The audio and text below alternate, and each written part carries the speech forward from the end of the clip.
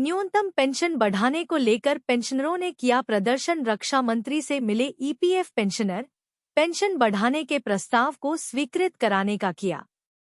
रक्षा मंत्री से मिले ईपीएफ पेंशनर, पेंशन बढ़ाने के प्रस्ताव को स्वीकृत कराने का किया आग्रह। ईपीएस 95 पेंशन में बढ़ोतरी न हुई तो पेंशनर करेंगे चुनाव बहिष्कार। न्यूनतम पेंशन 7,500 रुपये प्रति माह किए जाने की मांग को लेकर सोमवार को गोमती नगर स्थित ईपीएफओ कार्यालय के बाहर धरना प्रदर्शन किया।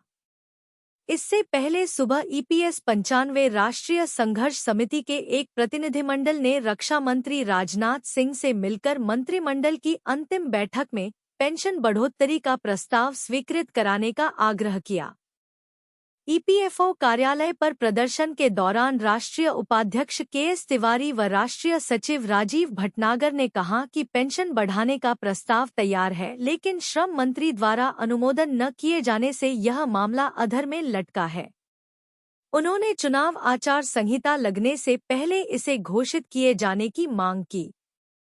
प्रांतीय महामंत्री राजशेखर नागर ने न्यूनतम पेंशन 7,500 रुपये के साथ ही महंगाई भत्ता, पति पत्नी को मुफ्त चिकित्सा सुविधा और सुप्रीम कोर्ट के निर्णय अनुसार सभी को समान रूप से उच्च पेंशन का लाभ दिए जाने की मांग की।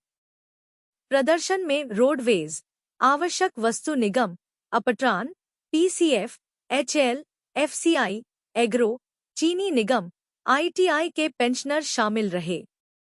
ईपीएस 95 पेंशन 1,000 रुपये में कट रही बुजुर्गों की जिंदगी, सरकार गरीब मानने को तैयार नहीं। कलयुग में न दुआ का असर दिखाई देता, न बद्दुआ का। कुछ बचा रह जाता है तो सिर्फ इतना कि ये सब किस्मत का खेल है। सूचना जी न्यूज़, छत्तीसगढ़। ईपीएस 95 न्यूनतम पेंशन को लेकर एक और पेंशनर्स के मन की बात पढ़िए। 1,000 रुपये में पेंशनर्स की जिंदगी कट रही है। 7,500 रुपये पेंशन करने की मांग लगातार की जा रही है। सरकार और ईपीएफओ की घेराबंदी हो रही है, लेकिन पेंशन भोगियों को कोई राहत मिलती नहीं दिख रही है। इसी बीच पेंशनर्स अनिल कुमार नमदेव ने फेसबुक पर एक पोस्ट किया, जिसे खूब पसंद किया जा रहा है। लिखा 957,500 न्यूनतम पेंशन पर आज शायद कुछ सकारात्मक विचार सुनने को मिल जाए। वैसे देखा जाए तो संभावनाओं में तो हम अभी भी आशा और निराशा में झूल रहे हैं। पेंशनरों की कोशिशों में तो कोई कमी दिखाई नहीं देती।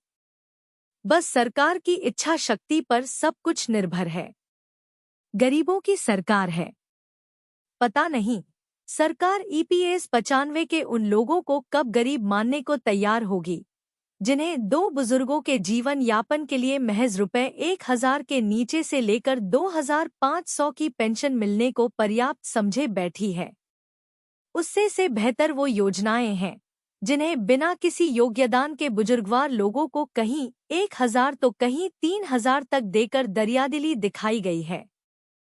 पेंशन के सच्चे अधिकारी तो देश में हमारे जनप्रतिनिधि ही हैं, जिन्हें बिन मांगे मोती मिले और हमें मांगे मिले न भीख। कितना किसी को कोसेंगे, कितना किसको बद्दुआएं दोगे।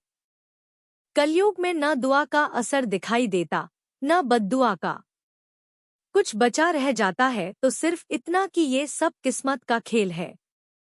पेंशन अब अधिकार की बात नहीं, किस्मत की बात बन चुकी है। आगे क्या कहा जाए। ईपीएस 95 योजना न्यूनतम पेंशन 7,500 रुपये करने की मांग को लेकर पेंशन भोगी करेंगे विरोध प्रदर्शन। पेंशन भोगी महंगाई भत्ते के साथ मूल पेंशन 7,500 रुपये मासिक करने, पेंशन भोगियों के पति या पत्नी को मुफ्त स्वास्थ्य सुविधाएं देने समेत अन्य मांग कर रहे हैं। कर्मचारी भविष्य निधि संगठन ईपीएफओ की ईपीएस 95 योजना के दायरे में आने वाले कर्मचारियों और पेंशन भोगियों की न्यूनतम पेंशन 7,500 रुपये मासिक किए जाने समेत अन्य मांगों को लेकर पेंशन भोगी गुरुवार को राष्ट्रीय राजधानी दिल्ली में रैली करेंगे। ईपीएस 95 राष्ट्रीय संघर्ष समिति एनएसी ने बुधवार को बयान में कहा कि वह अपनी मांगों के समर्थन में 7 दिसंबर को रामलीला मैदान में रैली करेगी। न्यूनतम पेंशन बढ़ाकर 7,500 रुपये मासिक करने समेत अन्य मांगों के समर्थन में इस रैली में देश भर के 50,000 पेंशनभोगी शामिल होंगे। पेंशनभोगी महंगाई भत्ते के साथ मूल पेंशन 7,500 रुपये मासिक करने, पेंशनभोगियों के पति या पत्नी को मुफ्त स्वास्थ्य सुविधाएं देने समेत अन्य मांग कर रहे हैं। वर्तमान में कर्मचारी पेंशन योजना EPS 95 के तहत न्यूनतम पेंशन 1,000 रुपये महीना है। बयान के अनुसार इस रैली के बाद पेंशनभोगी 8 दिसंबर से जंतर मंतर पर आमरण अनशन करेंगे। समिति के अध्यक्ष कमांडर अशोक राउत, सेवानिवृत्त, ने कहा, हम अपनी मांगों के समर्थन में 7 दिसंबर को रामलीला मैदान में रैली करेंगे। यह हमारा अंतिम चेतावनी है। अगर हमारी मांगें नहीं मांगी गई तो हम आमरण अनशन करेंगे। बयान में कहा गया है कि केंद्र सरकार के किसी निर्णय पर पहुंचने तक अध्यक्ष राउत, महासचिव वीरेंद्र सिंह रजावत और मुख्य सलाहकार PN पाटिल अनशन में शामिल होंगे। उल्लेखनीय है कि EPS कर्मचारी पेंशन योजना 95 के तहत आने वाले कर्मचारियों के मूल वेतन का 12% हिस्सा भविष्य निधि में जाता है। वहीं नियोक्ता के 12% हिस्से में से 8.33% कर्मचारी पेंशन योजना में जाता है। इसके अलावा पेंशन कोष में सरकार भी 1.16% का योगदान करती है। राउत का दावा है, 30 साल काम करने और EPS आधारित पेंशन मद में निरंतर योगदान करने के बाद भी कर्मचारियों को मासिक पेंशन के रूप में इतनी कम राशि मिल रही है, जिससे कर्मचारियों और उनके परिजनों का गुजर बसर करना कठिन है। EPS से आपको कितनी मिलेगी पेंशन? जानिए कर्मचारी पेंशन योजना से जुड़ी जरूरी जानकारियां। यदि आपको EPF और EPS के बारे में ज्यादा जानकारी नहीं है या फिर आप इन दोनों के बीच का अंतर नहीं जानते तो आज हम आपको इससे जुड़ी जानकारी के बारे में बताने जा रहे हैं। क्या है EPS? कर्मचारी पेंशन योजना EPS एक रिटायरमेंट स्कीम है। इसको EPFO द्वारा मैनेज किया जाता है। इस योजना से संगठित क्षेत्र ऑर्गेनाइज्ड सेक्टर में काम कर चुके रिटायर्ड कर्मचारियों को फायदा मिलता है। बता दें कि जो कर्मचारी 58 वर्ष की आयु में रिटायर हो चुके हैं, वे इस योजना का लाभ उठा सकते हैं। हालांकि इस योजना का लाभ केवल उन्हीं कर्मचारियों को मिलेगा जिसने कम से कम 10 साल तक नौकरी की हो। ऐसा जरूरी नहीं कि ये नौकरी अपने लगातार ही की हो। बता दें कि EPS को 1995 में लॉन्च किया गया था। इस योजना में मौजूदा और नए EPF सदस्य भी शामिल हो सकते थे। नियोक्ता कंपनी और कर्मचारी दोनों ही EPF फंड में कर्मचारी की सैलरी में से 12% का समान योगदान करते हैं। बता दें कि कर्मचारी के योगदान का पूरा हिस्सा EPF में जाता है और नियोक्ता कंपनी के शेयर का 8.33% कर्मचारी पेंशन योजना EPS में और 3.67% हर महीने EPF में जाता है। जानिए योग्यता शर्तों के बारे में। कर्मचारी पेंशन योजना EPS के तहत लाभ प्राप्त करने से जुड़ी शर्तों के बारे में जानिए निम्नलिखित जानकारियां। आपको EPFO के सदस्य होना अनिवार्य है। आपने 10 वर्ष तक नौकरी की हो, आपकी उम्र 58 साल हो। बता दें कि आप 50 वर्ष की आयु होने पर EPS से पैसे निकालना शुरू कर सकते हैं। साथ ही आप 2 साल 60 साल की उम्र तक के लिए अपनी पेंशन को रोक भी सकते हैं, जिसके बाद आपको हर साल 4% की अतिरिक्त दर से पेंशन मिलने लगेगी।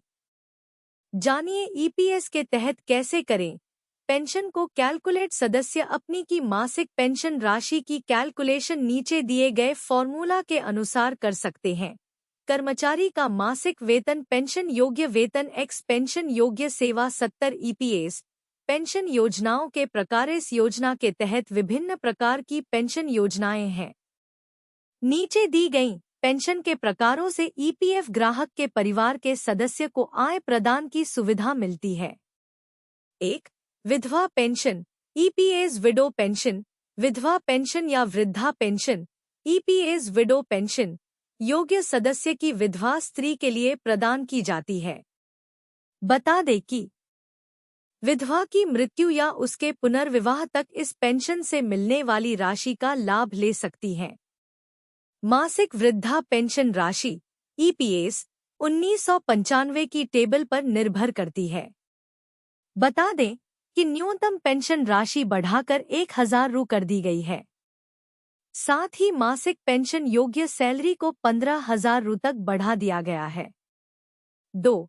अनाथ पेंशन सदस्य की मृत्यु होने पर और उसकी कोई जीवित विधवा नहीं होने पर उसके बच्चे को मासिक विधवा पेंशन के मूल्य की 75% राशि मासिक अनाथ पेंशन ईपीएस ऑर्फन पेंशन के रूप में दी जाती है। यह सुविधा बड़े से छोटे क्रम में 2 जीवित बच्चों के लिए ही होगा। 3. बाल पेंशन सदस्य की मृत्यु हो जाने पर परिवार में जीवित बच्चों के लिए मासिक बाल पेंशन ईपीएस चाइल्ड पेंशन दी जाती है। इस पेंशन को बच्चे के 25 वर्ष तक पूरे होने तक दिया जाता है। ऐसे केरें अपने ईपीएस अकाउंट का बैलेंस चेक सदस्य अपने ईपीएस खाते का बैलेंस ईपीएफ पासबुक के जरिए जान सकते हैं। साथ ही आप ईपीएफ पासबुक पोर्टल पर भी अपना यूएएन और पासवर्ड का डालकर अपने अकाउंट में लॉगिन करने के बाद पासबुक डाउनलोड भी कर सकते हैं।